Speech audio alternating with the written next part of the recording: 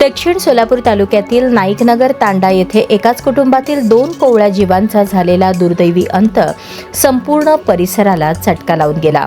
समर्थ मोहन चव्हाण वय 13 आणि ओंकार रमेश चव्हाण वय 12 हे दोघे चुलत भाऊ खेळत असताना गावाजवळील शेतातील तळ्यात बुडून मृत्युमुखी पडले.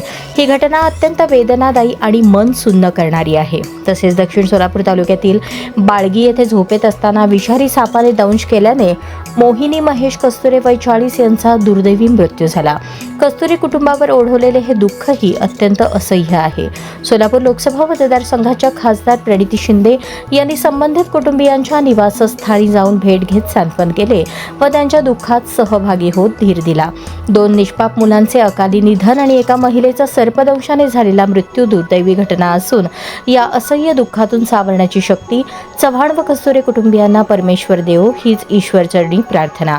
तसेच या दोन्ही घटनांमध्ये शासनाकडून मिळू शकणारी आर्थिक मदत, आपत्ती सहायता किंवा इतर शासकीय योजनांचा लाभ संबंधित कुटुंबियांना मिळवून देण्यासाठी खासदार प्रणिती शिंदे यांच्या माध्यमातून प्रशासनाकडे पाठपुरावा करण्यात येणार असून शक्य ती सर्व मदत मिळवून देण्याचा प्रयत्न केला जाईल.